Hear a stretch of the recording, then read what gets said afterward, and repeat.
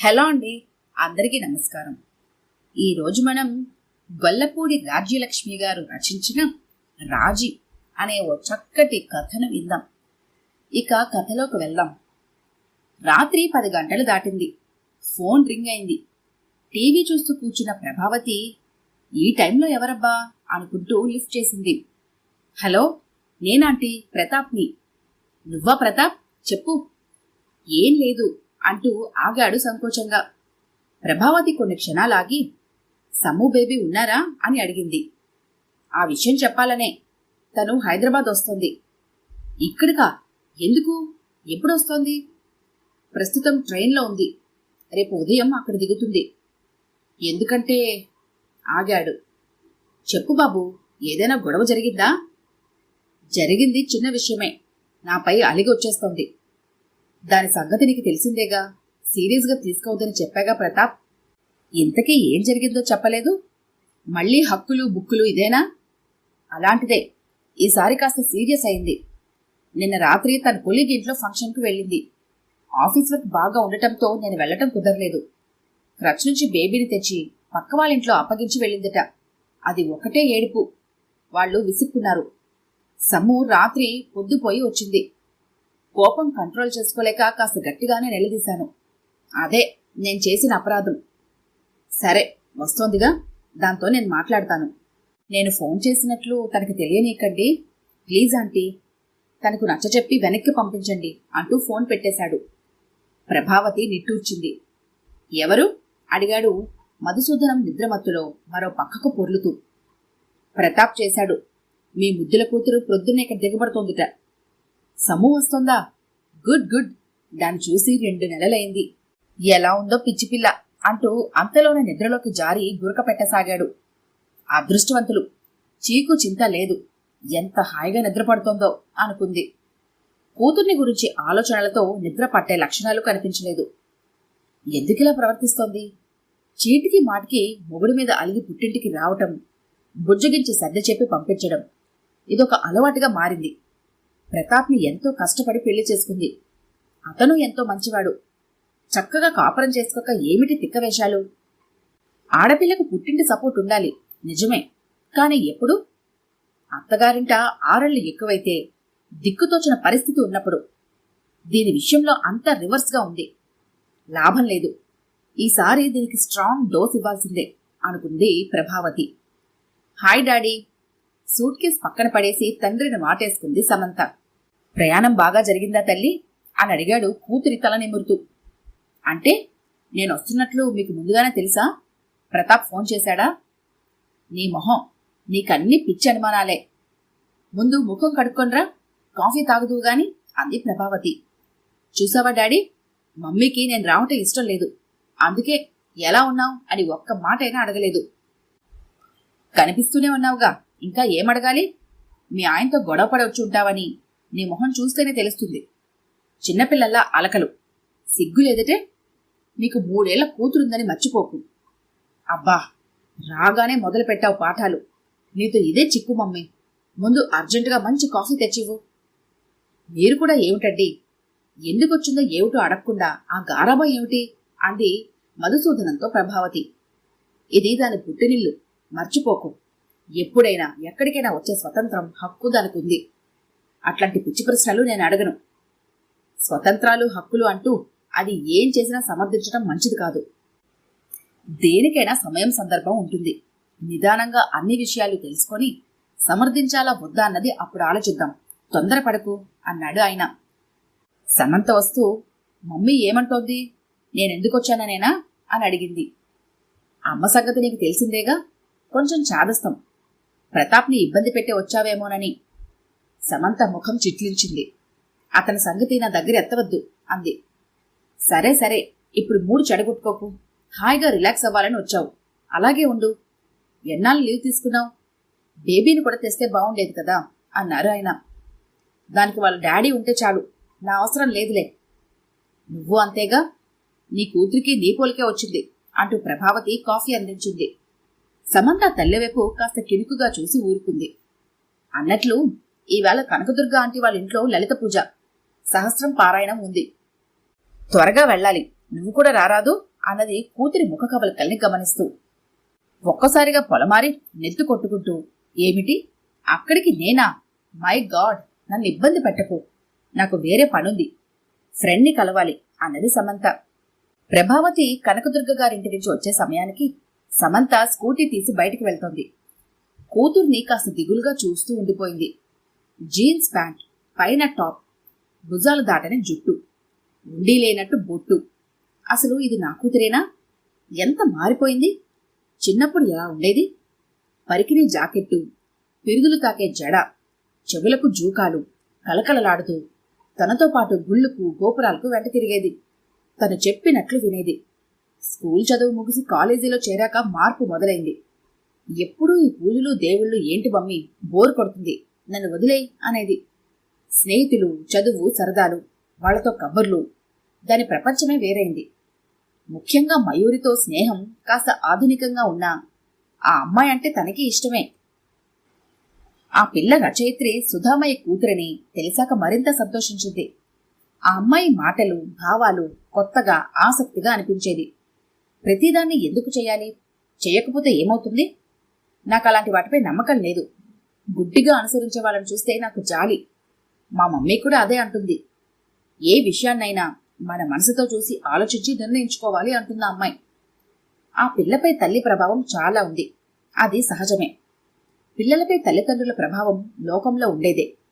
అయితే సమంతతోనే తనకు సమస్య మొదలైంది. ఏది చెప్పబోయినా తీసినట్టు పడేస్తోంది. పోమ్మా, నీది మరీ చాదస్తం అంటూ వ్యతిరేకించడం ఆందోళన కలిగించేది. పత్రికల్లో వచ్చే సుధామయ్య రచనల్ని అడపాదడపా తను చదివేది.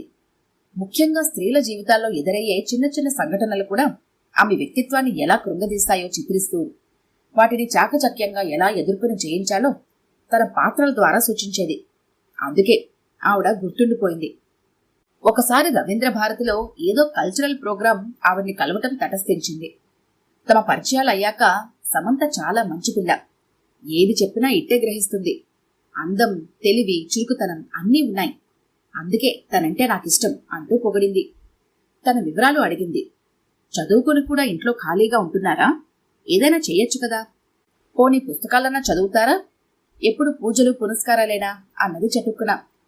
తన మనసు చివుక్కుమంది. నిజమే, తనకు దేవుడి మీద నమ్మకం ఎక్కువ. పూజలు, వ్రతాలు కాస్త ఎక్కువగానే చేస్తుంది. దీనివల్ల ఎవరికీ నష్టం లేదే. అదొక లోపంగా ఇలా ఎత్తుచూపటం సంస్కారం అనిపించుకుంటుందా అని చిరాకేసింది. మీ కథలు చదివాను.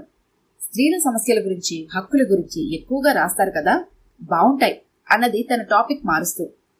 నా కథల్లోని ప్రత్యేకతే అది. ఛాందస భావాలున్నవాళ్లు కూడా వదలకుండా చదువుతారు. అందుకే గర్వంగా ఫీల్ అవుతాను. ఎంతోమంది స్త్రీలు వాళ్లకున్న స్వేచ్ఛను, హక్కుల్ని, అవకాశాలను ఆడతనం అనే చిన్న బలహీనత వల్ల నష్టపోతున్నారు. అదేనా ఆవేదన. ఈ సంఘంలో భద్రత అనేది ఒక మగవాడి అండవల, వాడికి దాసోహం అవటం వల్ల వస్తుందని భ్రమలో ఉన్నారు చాలామంది. నిజానికి మగవాడికి నైతికంగా, మానసికంగా బలాన్ని, ఇంటికి భద్రత, కుటుంబ సంరక్షణ ఇచ్చేది స్త్రీయే కదా. అసలు స్త్రీ శక్తి ముందు పురుషుడు అంగుష్ట మాత్రమే అన్నది సుధామయ్యి. Wow, excellent aunty. మీలాంటి వాళ్ళు ఇంటికొకరుంటే ఈ ప్రపంచమంతా స్త్రీ శక్తితో నిండిపోతుంది. మీ కథలే కాదు, మాటలు కూడా నరాల్లో శక్తిని, ఉత్సాహాన్ని పరిగెత్తిస్తాయి అంది సమంత. మీ ఆకాంక్ష నెరవేరాలని కోరుకుంటున్నాను అన్నది తను. అంతలోనే ఆవిడ దృష్టి తన కుడి చేతుకున్న తోరం మీద పడింది. ఏమిటది? మెళ్ళ ఉన్నది చాలదా? చేతులకు, కాళ్లకు కూడా తాళ్లు, దారాలు దేనికి? బంధించినట్లుగా అనిపించదా అంది కాస్త ఆక్షేపణగా. తనకు ఆశ్చర్యం వేసింది, కాస్త ఇబ్బందిగాను అనిపించింది. భలే వారే, ఇంకా నయం, మనం కట్టుకుంటున్న బట్టలు కూడా బంధనాలు అన్నారు కాదు అని నవ్వి, మన సంస్కృతిలో అనూచానంగా వస్తున్న కొన్ని సంప్రదాయాలు కుటుంబానికి శుభాన్ని, సంతోషాన్ని ఇచ్చేవి. శ్రావణమాసం నోములో ఇదొక పవిత్రమైన తోరబంధనం, ముత్తైదవులకు కడతారు అని వివరిస్తూ, ఏదైనా మనం చూసే దృష్టిని బట్టి ఉంటుంది అంటూ చురకలేసింది. ఆవిడ ముఖం కాస్త ముడుచుకుంది. అంతలోనే ఏమనుకుందో, మీ నమ్మకాల్ని కించపరచాలని కాదు నా ఉద్దేశం. ఈ తాళ్లన్నీ ఆడవాళ్లే ఎందుకు కట్టుకోవాలి? ఈ వ్రతాలు, నోములు, వాయినాలు, ఉపవాసాలు అన్నీ ఆడవాళ్ళకేనా? ఎంత అమాయకత్వమో ఆలోచించారా అన్నది. ఎందుకు మమ్మీ నవ్వుతావు? ఆంటీ అన్న దాంట్లో జోకేముంది అన్నది సమంత. ఏం లేదు. ఆ మధ్య ఏదో సినిమా వచ్చింది చూడు, మగవాళ్ళంతా ఆడవాళ్ళలాగా, ఆడవాళ్లు మగవాళ్ళలాగా ప్రవర్తించడం గుర్తొచ్చిందిలే. సారీ, నా నవ్వు మిమ్మల్ని నొప్పిస్తే. పర్వాలేదు, నవ్వండి. నవ్వటం ఆరోగ్యానికి మంచిదే. కొన్ని తరాలుగా ఒక పద్ధతికి అలవాటు పడి తద్భిన్నంగా ఉండటం గురించి ఆలోచిస్తే హాస్యంగానే అనిపిస్తుంది. అయితే నా భావాన్ని సరిగ్గా మీరు అర్థం చేసుకుని కాస్త లోతుగా ఆలోచిస్తే ఎంత హాస్యాస్పదంగా బ్రతుకుతున్నామో అర్థమవుతుంది. ఆ పరిస్థితి నుంచి బయటపడాలన్న తపన కలుగుతుంది. ఎప్పుడా చైతన్యం వస్తుందో అప్పుడే స్త్రీ వెన్నెముక గల వ్యక్తిగా నిలబడుతుంది. అంతదాకా మోక్షం ఉండదు అన్నది కాస్త గంభీరంగా. ఇంటికొచ్చాక, ఏంటమ్మా అలా మాట్లాడావు? మన చాదస్తాలన్నీ ఆంటీకి తెలియాలా ఏంటి అన్నది సమంత. చాదస్తాలేమిటి? ఇన్నాళ్ళు లేనిది ఇప్పుడు అనిపిస్తోందా? ఎందుకని? ఆవిడ ప్రభావం నీపై బాగా ఉండటం వల్లనేగా నేనలా అన్నింటికి తలూపలేను. నా అభిప్రాయాలు నాకుంటాయి. వాటిని చాదస్తమన్నా పట్టించుకోను. అదలా ఉంచు. చదివేస్తే ఉన్నమతి పోయిందన్నట్టు నువ్వు చేసిందేమిటి? ఆవిడ ముందు నన్ను చులకనగా మాట్లాడలేదు. నాపై కథ రాయాలట కథ. చెంప పగలగొడదామనిపించింది అంది కోపంగా. ఆవిడ అభిప్రాయాన్ని ఖండించడం నాకు నచ్చలేదు మమ్మీ, అందుకే అలా అన్నాను. లోకో భిన్న రుచిహి అన్నారు. ఏ మనిషి మరో మనిషిలా ఉండడు. ఆలోచనల్లో, స్వభావాల్లో ఎంతో తేడా ఉంటుంది. ఎవరి జీవన శైలి వారిది. అలా ఏమిటి, ఇలా ఉండొచ్చు కదా అనటంలో అర్థం లేదు. ప్రతి విషయాన్ని రంగుటద్దంలోంచి చూస్తూ ఎదుటి మనిషిని శంకిస్తూ పోతే వాళ్ళు మానసిక రోగి అవుతారు అన్నది కాస్త సీరియస్గా. అబ్బా మమ్మీ, నీది ఒకే విధమైన ధోరణి. ఇది నీ చిన్నప్పటి కాలం కాదు, ఎంతో మారిపోయింది. ఆలోచనల్లో గాని, జీవన విధానంలో గాని అప్పటికి ఇప్పటికీ ఎంతో మార్పు వచ్చింది.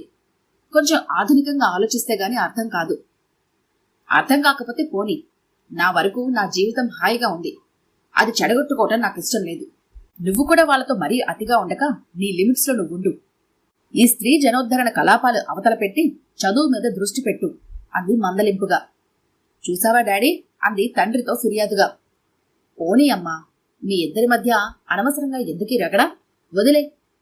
ఒకటి చెప్పనా, ఈ ప్రపంచం ఏ ఒక్కరి తెలివితోనూ ఆలోచనలతోనూ నడవదు కదా అన్నాడు తేలిగ్గా. ఈ మనిషింతే, ఏ విషయాన్ని సీరియస్గా తీసుకోరు అనుకుంది ప్రభావతి విసుగ్గా. ఆ తర్వాత సుధామాయిని కలవటం తటస్థపడలేదు. ఆసక్తి పోయింది. సమంత కూడా తన దగ్గర వాళ్ల ప్రసక్తి తేవటం తగ్గించేసింది. అయితే తనకు తెలియకుండా వాళ్లతో సంబంధాలు కొనసాగిస్తూనే ఉంది. ఆ విషయం తనకు అర్థమవుతున్నా దీని మొండి వైఖరి ముందు నిస్సహాయరాలయ్యింది. చూస్తూ ఉండంగానే 2 ఏళ్లు గడిచినాయి. సమంత ఫైనల్ ఇయర్లోకి వచ్చింది. ఆ ఆదివారం ఎక్కడికి వెళ్లకుండా ఇంట్లో కుదురుగా కూర్చొని పుస్తకం చదువుతున్న కూతురిని చూసి, ఇవాళేదో అయింది దీనికి, టీవీ కూడా చూడకుండా చదువు మీద ఇంత శ్రద్ధ పుట్టుకొచ్చిందేమిటో అనుకుంది ప్రభావతి. వంట పూర్తి చేసి పూజ కూడా ముగించుకొని వచ్చినా ఇంకా సమంత పూర్తిగా పుస్తకంలో లీనమైపోయి ఉండటం చూసి ఏదో అనుమానం వచ్చింది. దగ్గరికెళ్లి పరిశీలిస్తూ, ఏం పుస్తకం అది అని అడిగింది. స్త్రీ స్వేచ్ఛ, మగవాడి జులుం అంది. ఇలాంటి పుస్తకం ఒకటి వచ్చిందా? ఎవరు రాశారు? సుధా ఆంటీ, మొన్ననే పబ్లిష్ అయింది. చదవమని ఇచ్చారు. నిజంగా సూపర్, ఏకబిగిన చదివించేలా అద్భుతంగా ఉంది. ఇప్పుడు అది చదవటం నీకు అవసరమా? ముందు నీ చదువు సంగతి చూసుకో. ఇవి చదవటానికి ముందు చాలా సమయం ఉంది. మమ్మీ ప్లీజ్, ఇప్పుడు సాధింపు మొదలు పెట్టకో అంది విసుగ్గా.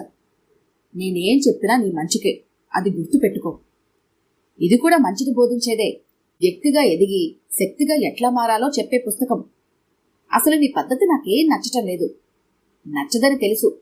నీ ఆలోచనల్లోంచి నేను ఎదగాలనుకుంటున్నాను, కానీ నాకు సొంత అభిప్రాయాలు, ఇష్టాలు ఉంటాయని మర్చిపోకు అంటూ అక్కడి నుంచి లేచి వెళ్ళిపోయింది. భగవంతుడా, ఎదిగిన పిల్లాన్ని సరిపెట్టుకోవాలా? ఆలోచన ధోరణిలో వచ్చిన ఈ మార్పు తన జీవితం మీద ఎలాంటి ముద్ర వేస్తుందో అని భయపడాలా? అర్థం కావట్లేదు అనుకుంది భారంగా. ఓ రోజు బ్యూటీ పార్లర్కి వెళ్లి జుట్టు భుజాల దాకా కట్ చేయించుకుని వచ్చింది. నిక్షేపం లాంటి జడ, నీకిదేం బుద్ధే అంటూ లబలబలాడింది ప్రభావతి. తనకు తెలియకుండా తండ్రిని సంప్రదించి జీన్స్ కొనిపించుకుంది. మధుసూదనాన్ని నిలదీస్తే, ఫోన్లే ముచ్చట పడుతుంది, మనకు మాత్రం ఎవరున్నారు అత్తప్ప అన్నాడు తేలిగ్గా. కొంతకాలం తర్వాత ప్రతాప్ని వెంట పెట్టుకుని తిరుగుతుంటే, ఈవేళ ఇది చాలా సాధారణం, అలా బయటికెళ్ళి చూడు, అర్థమవుతుంది. తోటి విద్యార్థులతో కలివిడిగా ఉండకుండా మడికట్టుకుని ఉంటే నలుగురు గేలి చేస్తారు దాన్ని అన్నాడు కొట్టిపారేస్తూ. ప్రతాప్ తరచుగా ఇంటికొచ్చేవాడు. అతని భుజాన్ని తాకుతూ ఏరా ఒరేయ్ అంటూ సంబోధిస్తుంటే ప్రభావతికి తేళ్లు జరులు పాకినట్లు ఉండేది. ఇదసలు నా కూతురేనా? ఏమిటా వెర్రి చేష్టలు? లాభం లేదు. దాని ఇష్టానుసారంగా వదిలేసి పూర్తిగా చెడగొడుతున్నారీన. సాధ్యమైనంత తొందరగా పెళ్లి చేసి పంపిస్తే మంచిది అన్న నిర్ణయానికి వచ్చింది ప్రభావతి. చదివింది చాలు, మంచి సంబంధం చూడండి అన్నది భర్తతో. నేను చూసేదేమిటి, అదే చూసుకుంది అన్నాడు. చూసుకుందా? ఎవరిని? ఇంత అమాయకంగా ఉంటే ఎట్లా? ప్రతాప్ అంటే ఎంత ఇష్టమో చూస్తూనే ఉన్నావుగా. అతను క్లాస్మేట్ ఫ్రెండ్ కదా. ఫ్రెండే. ఆ ఫ్రెండ్షిప్లోంచి ప్రేమ, ఆ తర్వాత పెళ్లి. ఏమిటదంతా? నాకు ఇట్లాంటివి అసలు నచ్చవని మీకు తెలుసు కదా. నీకు నచ్చినా నచ్చకపోయినా జరగబోయేది అదే. అమ్మాయి మనసుని అర్థం చేసుకుని ఆశీర్వదిస్తే మంచిది. లేదంటే ఈ ఇంట్లో ఒకరికొకరం దూరం అయిపోతాం. మీరన్నట్లు నేను నిజంగా పిచ్చిదాన్నే. అది బాగా చదివి మంచి ఉద్యోగంలో స్థిరపడ్డాక మనం ఏరుకోరి తెచ్చిన వరుణ్ణి చేసుకుని ముచ్చటగా కాపురం చేసుకుంటుందని ఎన్నో ఊహించాను. నా ఆశలన్నీ అడుగంటున్నాయి అన్నది బిన్నురాలై. ఇప్పుడు మాత్రం ఏం కొంపలు మునిగాయని? వాళ్ళ చదువులు పూర్తి చేసి ఉద్యోగాలు వచ్చాకే పెళ్లి చేసుకుంటారు. మన ఆశలు కోరికలు వాళ్ల మీద రుద్దటం అవివేకం. దానికి ఇష్టమైన వాడిని చేసుకుని సుఖంగా ఉండాలని కోరుకోవటం మంచి తల్లి లక్షణం అన్నాడు. మనసులో అసంతృప్తి అనిపించినా అదే నిజమే. ప్రతాప్ మంచి కుర్రాడే. ఒకటే కులం. ఆంటీ అంటూ కలివిడిగా ఉంటాడు. ఒడ్డు పొడుగుతో సమంతకు జోడీగా బానే ఉంటాడు అని సర్ది చెప్పుకుంది. చదువవుతూనే ప్రతాప్కి మంచి కంపెనీలో ఉద్యోగం వచ్చింది. ఆ తర్వాత పెళ్లి జరిగిపోయింది. బెంగళూరులో కాపురం 6 నెలలు ప్రశాంతంగా గడిచి ఉంటాయి. అక్కడి నుంచి మొదలయ్యాయి చిటపటలు. బేబీ కడుపున పడటం, సమంతకు జాబ్ రావటం ఒకేసారి జరిగాయి. అప్పుడే ఎందుకు న్యూసెన్స్, అబార్షన్ చేయించుకుంటాను అన్నది ప్రతాప్తో. నాకు పిల్లలంటే చాలా ఇష్టం, ఈ ఒక్కసారికి ఓపిక పట్టు అన్నాడు ప్రతాప్. మరి నా కెరీర్ సంగతి ఏమిటి? జాబ్ వదులుకోనా? ఇది పోతే తర్వాత మరొకటి వస్తుంది. No problem. నిన్ను తల్లిగా చూడటమే నాకిష్టం. నీకిష్టమైతే నాకిష్టం ఉండద్దు. ఈ చెత్త నా వల్ల కాదు అన్నది ఖండితంగా. బ్రతిమాలాడు, ప్రాధేయపడ్డాడు, అలిగాడు, చివరగా కోపించుకున్నాడు. ఇది ప్రతి స్త్రీకి తప్పదు, దానికి నువ్వేం మినహాయింపు కాదు అన్నాడు. పిల్లల్ని కనడం కనకపోవడం అన్నది కేవలం నా ఇష్ట ప్రకారమే జరగాలి. నీకే హక్కు లేదు ఇందులో. ఇలానే మాట్లాడితే నీ మొహం కూడా చూడను అంటూ అలిగి పుట్టింటికొచ్చింది. ప్రతాప్ అత్తగారు మామగారు ద్వారా ఎలాగో సమంతను శాంతింపచేసి రాజీ చేసుకున్నాడు. ఈ ఒక్కసారికి నా మాటకి విలువిస్తే ఆ తర్వాత బాధ్యతంతా రాదే, నీకేం కష్టం ఉండదు అని కాళ్ళా వేళ పడ్డాక బేబీని కన్నది. అన్నమాట ప్రకారం బేబీ పుట్టాక తన సంరక్షణ బాధ్యతంతా తీసుకున్నాడు. తండ్రి ఆలనా పాలనలోనే పెరిగింది బేబీ. సమంత జాబ్లో చేరింది. మంచి జీతం, కొత్త పరిచయాలు ఏర్పడ్డాయి. ఫ్రెండ్స్, వీకెండ్ పార్టీలు, పిక్నిక్లు, బాధ్యత లేని జీవితం. ఇంట్లో బేబీ అరుపులు, ఏడుపులు, ప్రతాప్ బొజ్జిగింపులు. ఎంతో విసుగ్గా ఉండేది. పగలంతా క్రచ్లో ఉంచినా రాత్రిళ్ళు, సెలవు దినాల్లో కూతురి సంరక్షణతో కాలక్షేపం చేసే ప్రతాప్ బయట తిరగటానికి పెద్దగా ఇష్టపడేవాడు కాదు.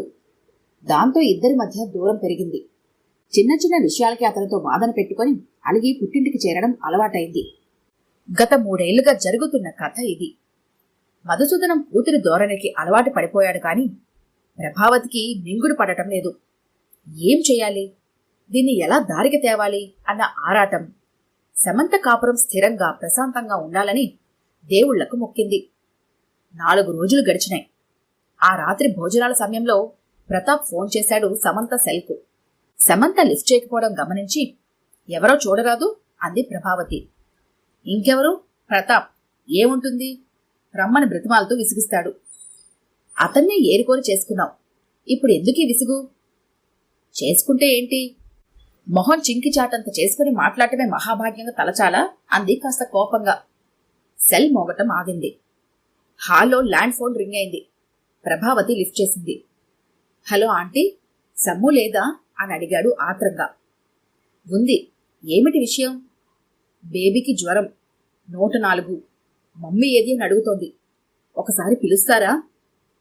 బేబీకి జ్వరం అంట. ప్రతాప్ నీతో మాట్లాడలేట, లైన్లో ఉన్నాడు అంది కూతురుతో. అంత డ్రామా. వెళ్ళు తల్లి, అతను వెయిట్ చేస్తున్నాడు. విషయం ఏమిటో తెలుసుకో అన్నాడు తండ్రి. ఏముండదు డాడీ, బేబీని అడ్డం పెట్టుకుని నన్ను రప్పించాలని. ఛ, నీదసలు గుండె కాదే, పాషాణం. కూతురికి ఒంట్లో బాలేదంటే ఏ తల్లైనా ఇట్లా మాట్లాడుతుందా? ఇదిగో ఇదే, ఇలాంటి సెంటిమెంట్తోనే ఆడది జారిపోయి మగవాడి దృష్టిలో అలసైపోతుంది. నేను తల్లైతే అతడు తండ్రి, బాగానే చూసుకుంటాడులే. అంటే నీకే స్పందనలు లేవా? మమతానురాగాలు, అనుబంధాలు వద్దనుకుంటే పెళ్ళెందుకు చేసుకున్నావే? చేసుకుంటే అన్నీ చచ్చినట్లు భరించాలా? బేబీ కావాలని పట్టుబట్టింది అతను. కావాలనుకున్నప్పుడు అన్నీ భరించాల్సిందే. వాదనలు ఇప్పుడొద్దు, ముందా ఫోన్ సంగతి చూడుసాము అన్నాడు మధుసూదన్ కాస్త మందలింపుగా. అయిష్టంగానే వెళ్లి రిసీవర్ అందుకుంది. చెప్పు అంది. బేబీకి జ్వరం, ఒళ్ళు కాలిపోతుంది. ఏం చేయాలో తోచడం లేదు. నువ్వు ఉంటే బావుండేది. ఇది ఇప్పుడు కాదు, నువ్వు నా చెంప పగలగొట్టినప్పుడు ఉండాల్సింది. సారీరా, ఆ సిచ్యువేషన్ నన్ను కంట్రోల్ చేసుకోలేకపోయాను. Very very sorry. ఇంకా సంగతి మర్చిపో. రేపు ఫ్లైట్లో వచ్చే, బేబీ కలవరిస్తోంది. ప్లీజ్. జోకులాపు. నిజం సాము. చూడు, నాకు అసలే తలనొప్పిగా ఉంది. ఫోన్ పెట్టేయ్. ప్రభావతి స్టన్ అయి వింటోంది. చంప మీద కొట్టాడా? ఎందుకు? ఏదో చిన్న కలహం అనుకుంటోంది. వీళ్ల మధ్య సామరస్యం ఎంతగా చెడిపోయిందా? ఇప్పుడేం చెయ్యాలి? పసిదానికి జ్వరమున్నా దీని మనసు కరగటం లేదు. మధుసూదనం వైపు చూసింది. అతను ఆగమనట్లు సైగ చేశాడు. తిరిగొచ్చి కంచె ముందు కూర్చొని అన్నాన్ని కెలుకుతూ ఆలోచిస్తున్న కూతురుతో అన్నాడు గంభీరంగా. రేపు ఫ్లైట్కి టికెట్ బుక్ చేస్తున్నాను. నువ్వు బెంగళూరు వెళ్తున్నావు. నో డాడీ, నేను వెళ్ళను. ఇష్టం లేకపోయినా తప్పదు. బేబీ కోసం. ఎవరి కోసమైనా నా నిర్ణయం మారదు. అసలేం జరిగిందో మీకు తెలిస్తే సమంత హఠాత్తుగా చేతిలో ముఖం దాచుకుని ఏడవటం ప్రారంభించింది. మధుసూదనం, ప్రభావతి కంగారు పడ్డారు. మధుసూదనం గంభీర్యం చెదిరిపోయింది. సమూ, ప్లీజ్ ఏడవకు. నా తల్లివి కదూ. ఇంతగా నీ మనసు కష్టపడేందుకు ఏం చేశాడు ప్రతాప్? అనునయంగా అడిగాడు.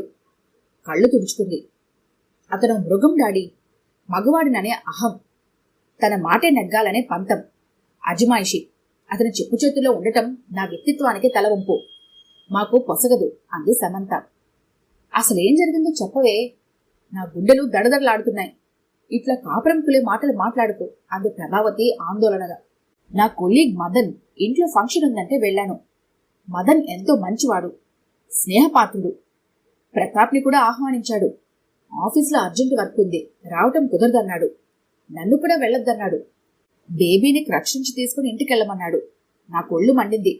నువ్వు రాకపోతే మానే, నన్ను వెళ్ళొద్దంటానికి నీకు హక్కు లేదు. బేబీ సంగతి నువ్వే చూసుకో. ఆఫీస్ అవగానే అటే వెళ్తాను అని ఖరాఖండిగా అన్నాను. మా ఆఫీస్ స్టాఫ్ అంతా అక్కడే ఉండటంతో సరదాగా గడిచిపోయింది. కాస్త ఆలస్యమైంది. ఒంటరిగా కార్ డ్రైవ్ చేసుకుంటూ వస్తుంటే దారిలో స్కూటర్ చెడిపోయిందంటూ ఎవరో ఇద్దరు లిఫ్ట్ అడిగారు. నేను ఆ రూట్లోనే వెళ్లాను కనుక ఒప్పుకున్నాను పోనీ కదా అని. వాళ్ళు కాస్త తాగినట్లున్నారు. పిచ్చి ప్రేలాపని మొదలుపెట్టారు. 4 తిట్టి కారులోంచి గెంటేశాను. నేను చేసిన పొరపాటు ఒక్కటే, ఇంటికెళ్ళాక జరిగిందని ప్రతాప్కు చెప్పటం.